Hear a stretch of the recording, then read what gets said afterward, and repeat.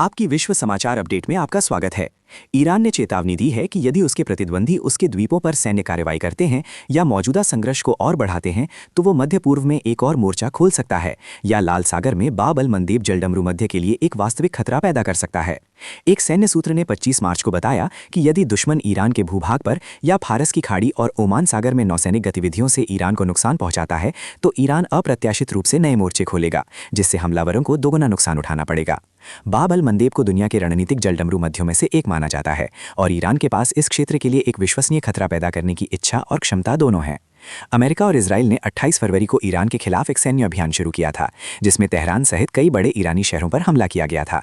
White house ने Iran से missile और परमाणु हथियारों के खतरों को हमले के कारण के रूप में उद्धृत किया, हालांकि तेहरान ने बार बार इसका खंडन किया है।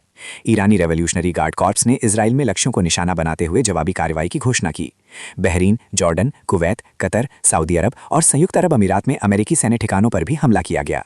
ईरान ने लंबे समय से मध्य पूर्व में अपने प्रभाव का विस्तार करने और हमलों के खिलाफ प्रतिरोध पैदा करने के लिए सहयोगी मिलिशिया का एक नेटवर्क बनाया है।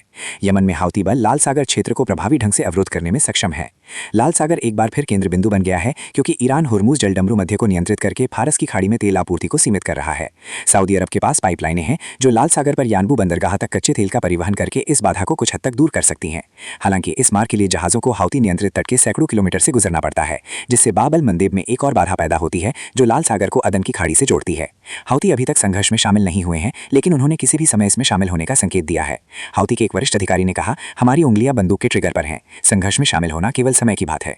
विशेषज्ञों का मानना है कि यदि हाउती संघर्ष में शामिल होते हैं तो तनाव बहुत बढ़ जाएगा। इससे स्वेज नहर और मिस्र भी इसमें शामिल होंगे और सऊदी अरब संघर्ष में और गहरा डूब जाएगा। सुनने के लिए धन्यवाद।